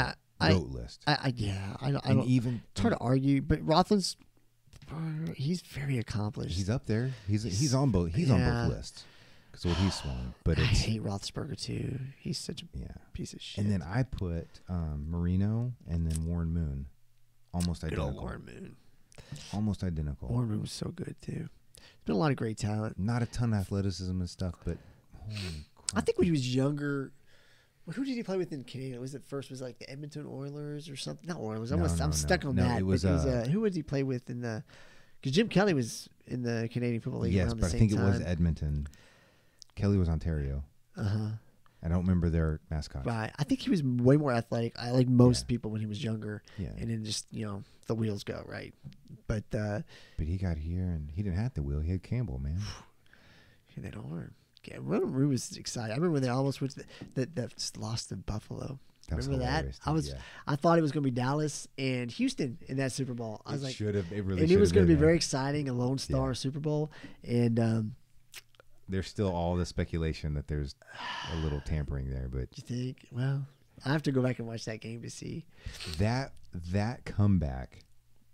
Really, when you break it down, was crazier than the Patriots coming back against the Falcons. Yeah. I mean, it was for sure. You're like, I don't even like. It just made no sense. Well, I remember watching the game, and I was a kid back then, so I was watching the game. Was in San Angelo, Texas, and we watched like most of the first half, and it was like, oh, Houston's going. Disgusting. Yeah. It's done. Yeah. Well, let's go eat. Dad was like, let's go eat. We're gonna go get steak. We're gonna go to steakhouse. We're gonna go eat steak. Texas thing, and go to the steakhouse. I remember we walked in, had a game on, like with the bar area or something, and it was like start third. I think maybe Buffalo scored a touchdown, but it still looked completely out of reach, So we go to eat, and the next thing you know, when we get done eating, this is before cell phones. Yeah. You're not getting notifications. But we're leaving, and then we see the score, and it was like, I think it was like tied, or I can't remember what the score was at that point. But like, this is like, what the hell? What happened? Like, how's it even possible? I was like, good times, man. NFL was great. I think it's still great, but although it's interesting they had such a rough year last couple of years, especially last year with all the controversy and the kneeling, the ridiculousness, and man, and people hate me for it, but it's just kind of like, I'm not against kneel if you want to kneel, but openly accept the criticism when you get it for kneeling on national TV. Yeah. If you agree or not with the criticism, is equally as you actually having the ability to kneel. Yeah. Does that make sense? Because people are not gonna like you. I don't care if you go out in a big puffy pink wig. Yeah. People are gonna give you shit about it. I just don't understand the kneeling. Like I and it goes back to the cop thing, right? We've had that all this controversy, but I didn't get it. I'm like, why? What does it have to do with? It doesn't make any sense. And now because it turned into this greater argument of that the country is an oppressive country, and I'm like, we are not an oppressive. You haven't lived anywhere else, clearly. It's way more oppressive in other places. It got silly. It just got silly. Like, you don't know what you're talking about. And I'm like, oh well, social justice warriors kneeling because we have all this nonsense going against the black community. Yeah, and it was against the black community. I never heard against the minority community. No, you're right. It was really. We're kneeling for the black community, right? African American community, right. however you want to categorize that. And I'm like, okay, I get it. Yeah, I get it. Football is entertainment. It's a sport. It's escapism. We want to get away from this bullshit. Yeah. So don't even get to the point is it disrespectful or not? We don't want political shit at the game. We want to escape. Well, it affected ratings. Yeah, people did stop watching. Yeah. The NFL won't acknowledge that, and I've even listened to some sports talk where they're trying to come, even sports talk radios, trying to come up with other reasons. Yeah. Crazy, it was always crazy election year, stuff like that. But I'm like, no, guys. Well, and the crazy election year made it worse. I'm sure it made it worse because election years do. Yeah. The election years, I think, probably other than news programs, probably affect everybody else's ratings a little bit because everybody wants to see what's going on. But the kneeling was, I mean, it and I love football. We were just talking about that was like 30 years of football just through our own personal experiences growing up watching, right? Yeah, and they're great memories for me. But it affected me wanting to watch football. I was watching the Cowboys like, please. Right, me too. I was watching. It didn't matter what game because I watched more than one. Yeah, and I'm like, please just don't fucking kneel. Yes, just don't invite it. Such a turnoff. And it really wasn't necessarily me. I'm like, I don't want people talking about it. Don't show it. Don't this. Don't. And like, well, they have a contract with the government. It's $11 million or whatever a year for them to play the national anthem. Cut it. Don't play the national anthem. Yeah, no. Then just that big an issue. Stop it. Which hurts me though, because but it's great to play the national anthem before our games. Right? I think so. It helps, but if that's the result, cut it. It's not worth it. Yeah, it's not worth it.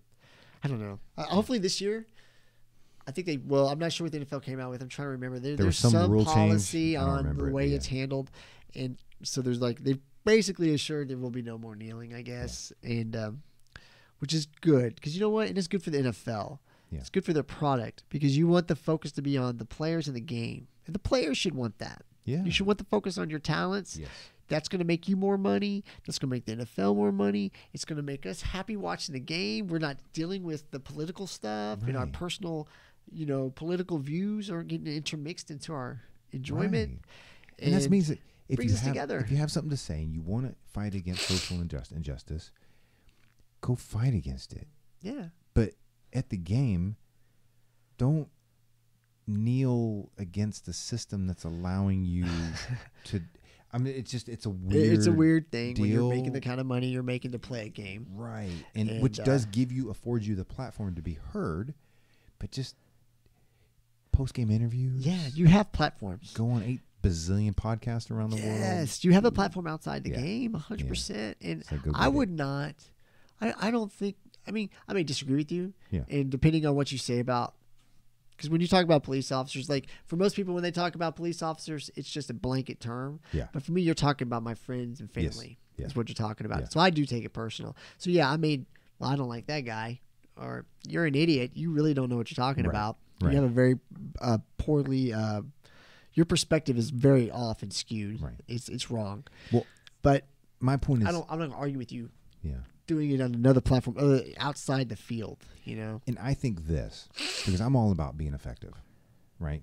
Yes, the American system, whatever you call it, gave you the player, minority or not, because they're all different races supporting this. Right. Gave you the ability to have a voice, okay? The most powerful voice you have is one that communicates, not one that announces. So go and communicate with people. Yeah. Do podcasts. Go and have conversation. Go into your community. Right. Does that make sense? Make outreach. Go do some stuff. Work on improving relations between police officers and your community. If there's a relationship problem, that's what police officers are trying to do. That's what our programs, that's what we're trained on doing. That's what the top programs are. Community-oriented policing. This has been going on since the 70s when we really had a lot of issues, but it's still very important today. It's get out of your cars. Go talk to everybody in your community. Yep. Let them see you as a person and let you meet them as a person. So this was one of my ideas. I'm going to share this with you. Make it as short as possible. Okay. Let's pretend athlete A who makes multiple millions a year. Okay. They're from, let's just take Baltimore because that's where a bunch of the crap was going on, right? Right. They're from there, whatever. That's just where they want the cause to go. Right. They've got multiple millions of dollars. They go and they get a construction company, in that area, because they all know how to get all the permitting, all these things. Right. You buy or have land donated to this cause, right? Let's call it a baseball field. Okay. We're going to do a baseball field. Sounds good. Okay. So the construction company is going to help you get the permits and solidify, and you put your money into it, and all the supplies and expertise and tools will be dropped at location, right? Okay. The community has been invited for the month or 2 months because we know it takes that long to get the permitting. The officers are invited. All first responders are invited. Everyone's invited to build together this baseball field because it's not built for you and you're given a key. Right. Community, come out. Let's build this together. You're invested in it. You're invested in it as a community, which means everybody that helped build that isn't going to tolerate gang bullshit and tagging and disrespecting the field because they put their sweat into it. Phenomenal idea. Right? I think it's beautiful. You're showing unity. You're getting people together. Everybody's sweating together. Everybody's building together. You're learning stuff. And then at the end of it, you leave all the tools to the people who helped. You leave all the things to them. Done. The athlete gets to write it all off. Yep. You get photo and media opportunity like you can't even imagine. And now the community has come together to build something there. I think it's a beautiful idea. And they get to use it every week and have games. I think it's a beautiful idea. Right? People being invested in their communities and the beautification of their communities is absolutely right. And it's also a chance by inviting the police officers in that community to come and help out and other, whoever else, other people. Everybody, It's a chance to people, there's nothing like working with your hands with somebody and building something together to build camaraderie, to get to know each other, to find common ground. It's amazing how much common ground you have with people you don't even realize most of the time. And go back to jiu-jitsu for a second. Yeah. So when on the mats, what's so beautiful is that you have, like, you know, I'm a police officer. You may have somebody else that does something completely different. Maybe a yoga instructor. Right. I can only think of something very different from policing.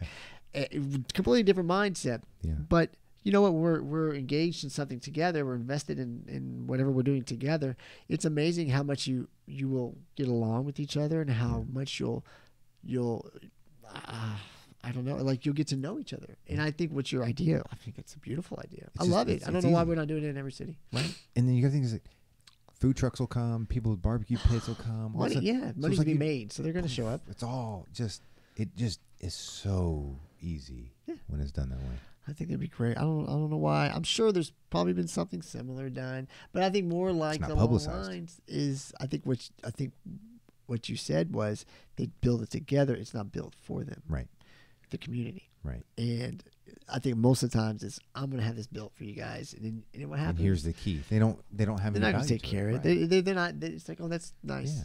And there's always things that would have to be done professionally, like it would have to be surveyed by a professional person who knows what they're doing. Right. There's some things that the community can't do to make it as right as possible. Right. But all that building and the scraping, but the carpentry, the nailing and stuff, awesome. the putting things up, that can absolutely numb it everybody. With obviously you're gonna have supervisors and stuff out there. Yeah. Hey, we need to. And that's the point of the construction company. Yeah. Is they're licensed and they get all that kind of stuff. And what great publicity would that be for the construction company? Yeah. You know, the company, obviously the food people, the police. Paid, who does that hurt? Well, I can't imagine it hurting anybody. Seems like it's only going to help people. And here's the thing. I think most Americans, most of us, you see it in your interactions, say at the gym or wherever. Name the place. Most Americans are good people and get along with each other just fine, even though we have differences of opinion on whatever topic. I even have an Eagles friend. I don't know. You're going too far. See. But it can happen. No, I can't. Well, you're Dallas. Yeah, I cannot. Yeah, you got a little different kind of hate for them. Talking about Buddy Ryan. Oh my God. You're like, shut I can't do Eagles fans. Like, especially this last year. They got one, dude. You can give them one. I don't want to give them anything. No, that's not how having a division rival works. You don't give them anything. They got one Super Bowl. I want those teams to go 0-16 every year. I want them to tie each other at 0-16. Well, so that'd be 0-14 with two ties each. I don't know, but I want them to be winless every year. That's all I care about. If anytime those teams win, you know how hard it is knowing that they got to win to benefit your team for a playoff position. Yeah, that is the worst. It's like, oh my God, Redskins. Okay, just. Which one of these three do I hate the least? Man, I hate all three of them so much. I never know which one I hate the most because I hate the Giants. Yeah. I hate Eli Manning. Yeah. I hate the Redskins. I hate Eagles. I cannot tell you which one I hate the worst. It's like, you have three children who you love a lot and you can't say which one you love the most, but randomly you might be a little more feelings for one over the other. No, that's not the one. But one, you're glowing more over one over than the other. Yeah. Right? For whatever reasons. I think that's my hate for my division rivals. It's like I really hate both you guys, like all evenly. But every once in a while, like right now, the Eagles are really on my list, And but then next year it might be the Redskins. I don't know. Maybe the Giants. I think the Giants are down for a little while, but I just my hate is even, but it intensifies a little more each year for depending on the situation. That's kind of. Okay, so I'm not gonna lie. This is, I'll close on this. Get your input. I really want firmly Brady to play either Rodgers or Breeze in the Super Bowl this year. Rodgers. Either one. As much as I say I don't like the Packers, and I don't, mostly because of how we gave it to them pretty good in the '90s. Yeah. So. We had a little bit of comeuppance this recently, but actually I do like Aaron Rodgers. I think we were talking about lists. He definitely belonged on those lists. We should have brought him up. But I would love to see sort of the Cowboys. I'd pick a team in the Super Bowl. Short of that, I would Brady Rodgers. I would love to see. I think those are like it's just the nostalgia of it. That's the only reason. So great. Yeah, they're still great. Yeah, they're still great. They're probably still just healthy all the way through, and just both teams healthy at the end and go through. And I know I'm asking all other 30 teams to take a back seat, but just for the sport and for the nostalgia of it. Could you imagine that Super Bowl? They need that. They need that after this last year. That would just be. Although people are kind of sick of Boston. Well, in the Super Bowl. And I agree. That's what I'm like. But it would be a phenomenal Super Bowl. Yeah. And that's what I'm saying is like just the nostalgia of it. But you need a team to hate. Yeah, you got to have somebody to hate. Sorry, Patriots fans. You're the team to hate right now. They can be the heel, dude, all day long. Everybody be Oliver Rodgers. You know, after Olivia Munn dumped him and all that craziness. I feel bad for him. Like, I don't know if I really feel bad for him, but I do. You know, I just would like that. Just would be like, yes, like that would just be be a phenomenal awesome. Super Bowl. You know? I think we couldn't ask. It would be better than last year. And even if it was one team destroyed the other, I don't give a shit, but just to have those two on the field at the Super Bowl. You know, I know historic we all know franchises. It's well, I don't know if Patriots are that historic. They're just recently historic. But you know Packers being good are always 15-year stint, dude. That's recent years. That's nice. That's in my lifetime. That doesn't count as historic. Yeah, I'm not that old. But yeah, I'll get a jiu-jitsu story for you real quick. Yeah, you'll appreciate this because it involves Nate Diaz. So, Brian Marvin, coach, professor, friend, he was at Pan Am's this last year. I didn't get to go. It's in California, and I think it was at UC Irvine. So anyway, Pan Am's is always fun. It's a big tournament. Everybody goes. It's a great tournament. So Nate Diaz. So a lot of people, fight fans. I don't know if you know. So Nate Diaz is a high level black belt. Yeah. In jiu-jitsu world, he's not the highest level black belt. Like he's a really good black belt. Yeah. Right. In the MMA world, be fair to him.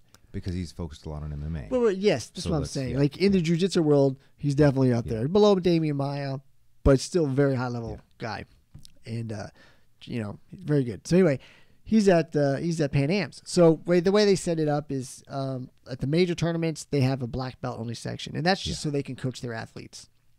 There's only so many black belts.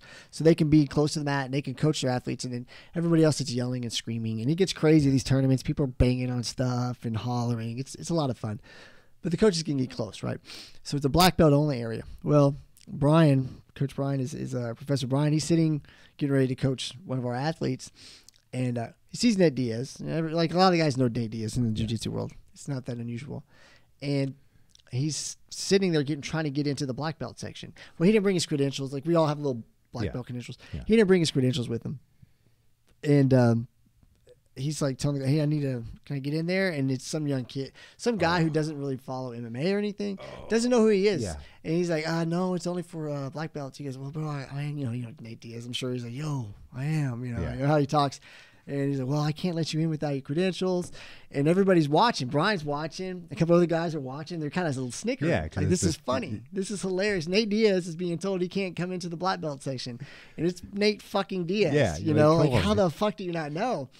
And finally, Brian said, he's like, hey. He's like, yeah. The kid looks like, yes. He's like, he's okay. He can come in. I promise you. He's like, you sure? He's like, yeah. You can come in. So he said, thanks, bro. But this poor kid I can't believe he didn't know who Nate Diaz was. Oh, he's young ticket. Yeah, it was awesome. I was like, wish I was going to say security.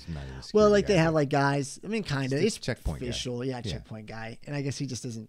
He probably works for the venue. Oh, yeah. So then he's not even. He probably works. Yeah. No. He's probably a venue guy. Usually these are venue guys. Like they kind of come in and help out. And I'm sure he's just sitting there, and they just tell him unless they got a black belt card, you can't let him in. And he didn't know. But I thought that was hilarious. I was like, man, that's Nate awesome. Diaz. He said Nate Diaz is super cool about it. Everybody always says Nate Diaz is like, you see all the craziness. That's not. But he is a look, man. They come from a hard Scrabble life. He's a nutty guy, but he's not like that. But they say super cool. Yeah. He's a jiu-jitsu guy. Like at his heart, he's a jiu-jitsu guy. And most jiu-jitsu guys are pretty chill. Yeah, most. I think. I hope so. Yeah. Most of the ones I meet are pretty damn chill. I haven't met too many that are truly nuts. There's one or two, but you're right. Yeah, for sure. They come in outside later into jiu-jitsu. It's not a matter of every once in a while. There's a couple that kind of sneak in. Like you said, everybody, every career field, every association has a couple assholes. Yeah, I think we have a lot less because it's kind of an asshole filter. Yeah. You're an asshole. Guess what? Because the thing about jiu-jitsu, there's always someone bigger and better than you. And if you're the asshole, you're going to get pointed out, and they're going to choke the asshole out of you eventually. It is the most egoless sport that you can have. It has to be, because you get checked. Dude, every you day. start to get a little bit of an ego. You can have somebody 2 notches levels below you. For the people that don't know jiu-jitsu, just below you, and they will whoop your ass. Yeah, 100%. Because you just took half a second off. 100%. And so you can't do the ego thing. It is an ultimate. It's just such an ego crusher. Like I've had days, and I am not embarrassed to admit this, that I have went to my car and cried after training. That I have gotten my ass so thoroughly whooped. Yeah. We all need that. My manhood. I question my own manhood from the last whoopings I've taken, and it's a good thing. As Jocko would say, good. Yeah. Good. It is good. It is good for you. We need it. Keeps us humble, man. 100%. Yeah. Anyway. Yeah. It's awesome, dude. We're time, man. Fantastic. I appreciate it. It was fun. It's always fun, man. I always really enjoy it. It always flies, man. Always yeah. just, Well, for people listening and watching, I don't have a clue what it is for them, but, I'm having a good time. I always have a great time. So, hey, vote for me. But vote. Whatever Vote. I don't know happens, what the fuck vote means, but that's cool. It's fun, and I enjoy it. So whatever happens, man. Yeah, but always.